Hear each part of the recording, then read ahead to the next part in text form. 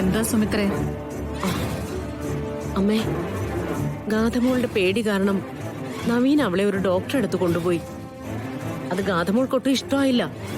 അവള് സിത്താരയുടെ അടുത്തേക്ക് പോയിരിക്കുക. മുത്തശ്ശി, മുമ്പ് ഞാൻ കണ്ടിരുന്ന എന്റെ ഗാഥയാണോ ഇപ്പൊ എന്റെ മുന്നിലുള്ളത്? ഒരിക്കലുമല്ല. ഗാഥ അമ്മയോടും മുത്തശ്ശിയോടൊക്കെ പെരുമാറുന്നതിൽ വ്യത്യാസമുണ്ട്. എനിക്കതാണ് മനസ്സിലാവാത്തത്.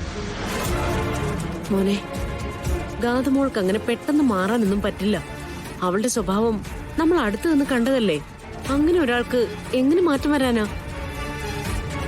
സിത്താരയുടെ ആഡംബരങ്ങള് അവൾ സ്വയം വേണ്ടാന്ന് വെച്ചു. കളരിക്കൽ കുടുംബത്തിനോട് ഇണങ്ങിച്ചേർന്നു. ഹോസ്പിറ്റലിൽ നിന്ന് സിത്താരയുടെ അടുത്തേക്ക് പോയി തിരിച്ചു വരുമ്പോഴും ഗാഥമോൾ എന്താ പറഞ്ഞത്? ഇട്ടിരിക്കുന്ന വസ്ത്രം പോലും അമ്മയുടെ സെലക്ഷനാ. നവീന്റെ താല്പര്യം അനുസരിച്ചായിരുന്നെങ്കിൽ ഞാനിത് ഇടില്ലായിരുന്നു എന്നല്ലേ? അതിന്റെ അർത്ഥം ആ നിമിഷം പോലും ഗാഥയിൽ ഒരു മാറ്റമില്ലെന്നാ. പക്ഷേ ഇവിടെ വന്ന് വീണ്ടും നാഗത്തിനെ കണ്ടപ്പോ ആ കുട്ടി പതറിപ്പോയി. അവൾക്ക് തന്നെ അവളുടെ മനസ്സ് പിടിച്ചാ കിട്ടാത്ത അവസ്ഥയായി. അതിനെ കുറ്റം പറയാൻ പറ്റില്ല. അത്രയൊക്കെ പരീക്ഷിക്കപ്പെട്ടതിന് ശേഷവും ഒരു ഫലമില്ലാന്ന് തോന്നിയപ്പോ എന്താ മുത്തശ്ശി ഇത്? എല്ലാത്തിനും പരിഹാരം പറഞ്ഞ കൂട്ടത്തില് ഇതിനൊന്നും പറഞ്ഞില്ലേ സിദ്ധൻ? മോനെ, ഇതിനൊരു ശാശ്വതമായ പരിഹാരം ഉണ്ടാവും, അതിന് സംശയമൊന്നുമില്ല. പക്ഷെ അതിന് കുറച്ച് കാലം എടുക്കും അല്ലേ മുത്തശ്ശി?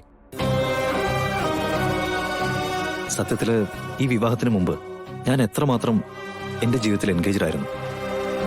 കമ്പനി, അതിന്റെ പ്രവർത്തനങ്ങള്, അതിൽ നിന്ന് കിട്ടുന്ന ലാഭം, ഞാൻ ഹാപ്പിയായിരുന്നു. പക്ഷേ വിവാഹം കഴിഞ്ഞ അന്ന് മുതല് ഒരു നല്ല ദിവസം എന്റെ ജീവിതത്തിൽ ഉണ്ടായിട്ടുണ്ടോ? ഗാഥയുടെ ജീവിതം അറിഞ്ഞിട്ടുണ്ട്. ഗാഥ ജീവിതത്തില് നല്ല പാഠങ്ങൾ എന്നെ പഠിപ്പിച്ചിട്ടുണ്ട്. അതൊക്കെ സത്യമാണ്. പക്ഷെ അപ്പോഴും ഞങ്ങൾ രണ്ടുപേരും നിയന്ത്രണത്തിന്റെ നടുവിലായിരുന്നില്ല.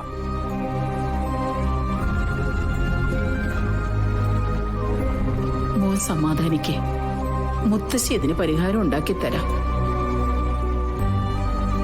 പതിറ്റാണ്ടുകളായിട്ട് പിന്തുടരുന്ന നാഗശാപം മാറാമെങ്കില് അത് കഴിഞ്ഞുള്ള നിസ്സാര പ്രശ്നങ്ങള് മാറ്റാനാണോ ബുദ്ധിമുട്ട്?